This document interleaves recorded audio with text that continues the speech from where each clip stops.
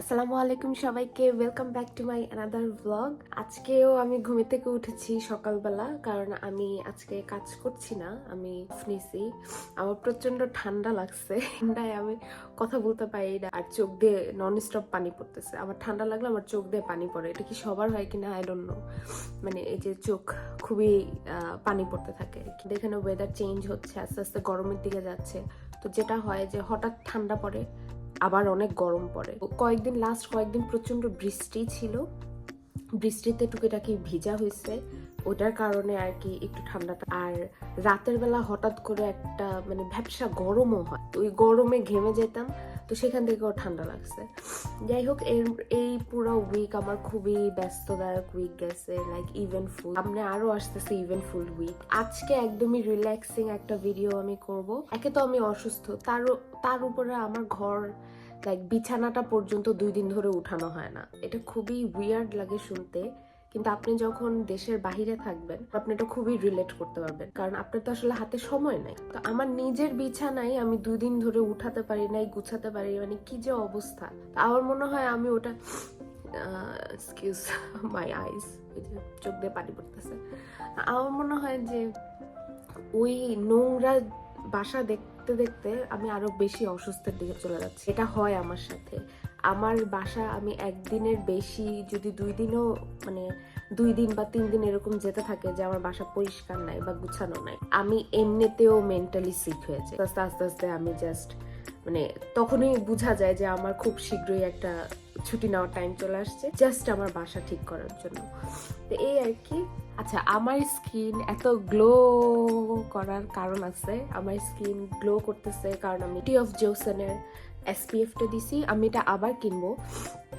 So beauty of জোসনের এসপিএফটা দেওয়ার সাথে সাথে আমার কিন্তু স্কিন এরকম একটা গ্লসি ইম্প্যাক্ট দেয়। এটা আমি আর কোনো মেকআপ করি না, নাথিং, কোনো কিচ্ছু না, জাস্ট আমি মুখ ধুই, নর্মাল ময়শ্চারাইজারটা ইউজ করি, আর তারপরে আমি এই সানব্লকটা দিয়ে দিই, এবং আমার স্কিন পুরা লাইট জ্বলে। ইভেন আমি এটার উপরে মেকআপও করি, কারণ এটা খুব সুন্দর মেকআপের একটা বেস দেয়। এটার উপরে মেকআপ দিলে আপনার মেকআপটাও এরকম গ্লোই মেকআপ আসে আর কি। তো যাই হোক, কথা না বাড়াই, শুরু করি। সবার আগে আমি দেখাই আমার বাসার অবস্থা কি। এই যে আমার বেডরুমের অবস্থা। আজকে এই চাদর উঠায় ফেলবো, চাদরটা ধুতে দিতে হবে, যদিও আজকে ধুতে দিতে পারবো না কারণ বাহিরে প্রচন্ড বৃষ্টি। তো জাস্ট উঠিয়ে রেখে দিব, আর তারপরে হচ্ছে নতুন চাদর বিছাবো, ঘরটা পরিষ্কার করব। ইগনোর আমার ড্রয়ারের নিচের যে বোর্ডটা, ওটা ভেঙে নিচে পড়াতে ড্রয়ার এখন আর লাগতেছে না।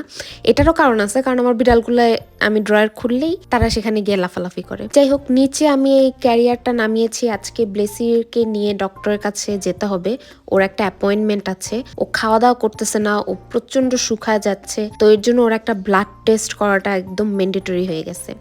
তো এই আর কি, আমি আজকে আর কি টুকটাক করে গুছাবো আপনাদেরকে সাথে নিয়ে। তো চলুন আগে শুরু করি, কথা না বাড়ায়।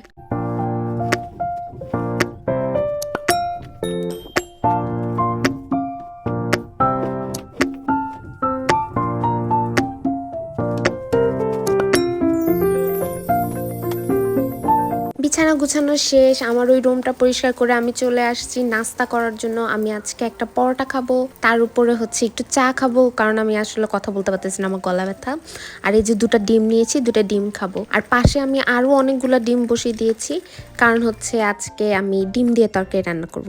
আর এই হচ্ছে আমার চাটা খাওয়াতে আসলে সত্যি আমার একটু খুব আরাম লাগতেছিল গলাতে। তো নাস্তা করতে করতে চিন্তা করলাম যে আচ্ছা আমি একটু টিভি দেখি। তো আমি কিন্তু অনেকেরই ভ্লগ দেখি, কিন্তু আসলে দেখে খুব শান্তি পাই না এই যে দুষ্টেটার জন্য।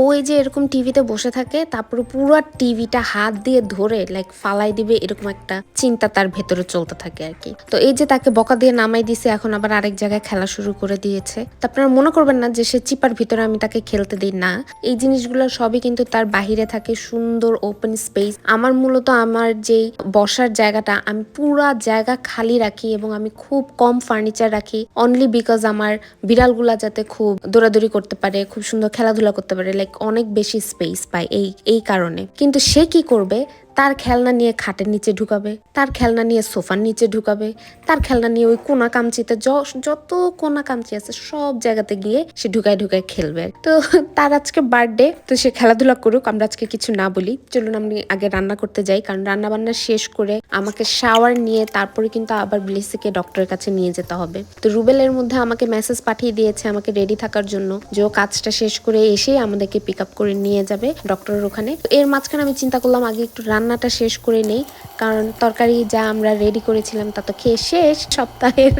তো আজকে আর কি আমি রান্না করব হচ্ছে ডিম তরকারি নিয়ে খুব ইন্টারেস্টিং একটা স্টোরি আছে। সেটা হচ্ছে রুবেলের, আমার হাজব্যান্ড, তো ও হচ্ছে ডিম তরকারি খুব পছন্দ করে, এমনই পছন্দ করে। তো বাংলাদেশে ও হচ্ছে ওর ভাই বোনদের সবার ছোট, তো ওর আবদারটাও অন্যরকম থাকে, ওর আদরটাও একটু অন্যরকম, সবার থেকে আলাদা। তো ও যখন বাংলাদেশে ছিল তখন বলে সবসময় ওর অন্য কোনো তরকারি পছন্দ না হলে এই ডিম ভুনা তরকারি তার লাগতো। তো মা, মানে আমার শাশুড়ি মা, তাকে সেই আলাদা করে ডিম ভুনা করে তারপরে খেতে দিত, তারপরে সে খাবার খেত।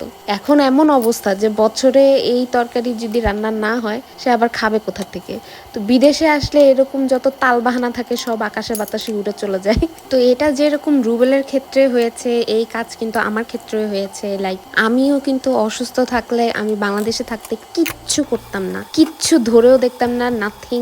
আমার আম্মু আসতো, আম্মু এসে আমাকে খাওয়াই দিত, আব্বু এসে ওষুধের খবর টবর নিত, মানে এরকম অবস্থা। আর এখন দেখেন আমি অসুস্থ, তারপরেও আমার ঘর ক্লিন করতে হচ্ছে, রান্না বান্না করতে হচ্ছে, কারণ আমাদেরকে তো চলতে হবে। আর আমরা যদি না করি তাহলে আর কে করবে? তো বিদেশে আসলে এই জিনিসগুলো একদম হাড়ে হাড়ে বাস্তব যে চিত্র সেগুলা বোঝা যায়, তখন নিজের মানুষের সাথে থাকার যে প্রয়োজনীয়তা সেগুলা টের পাওয়া যায় আর কি। তো যাই হোক, অনেক ভারী কিছু কথা বলে ফেলেছি। এখন আমরা এই দুষ্টুটাকে নিয়ে রওনা দিয়ে দিয়েছি। আমি গোসল করলাম, রেডি হলাম এবং তাকে নিয়ে যাচ্ছি এখন ডক্টরের কাছে।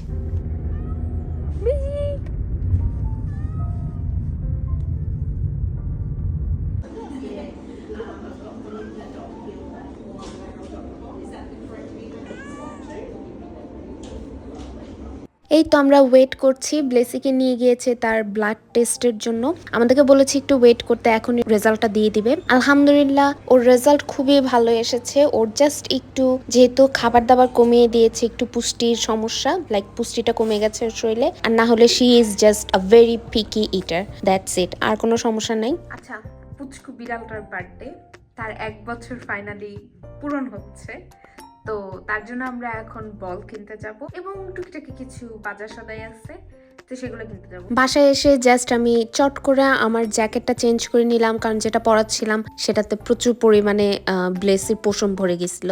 তো এই আর কি। তো আমি আসলে আমার বেলার জন্য এই ছোট ছোট বলগুলো কিনেছি, কারণ এই বলগুলোই তার সবচেয়ে পছন্দের জিনিস, এগুলো নিয়েই সে সারাদিন খেলে, এটাই তার বার্থডে গিফট। তো আজকের জন্য আমার ভিডিও এখানেই শেষ করছি। আশা করি আজকের ভিডিও আপনাদের সবার ভালো লেগেছে। সবাই ভালো থাকবেন, সুস্থ থাকবেন। আগামী আরেকটা ভিডিওতে আপনাদের সবার সাথে দেখা হচ্ছে। আসসালামু আলাইকুম।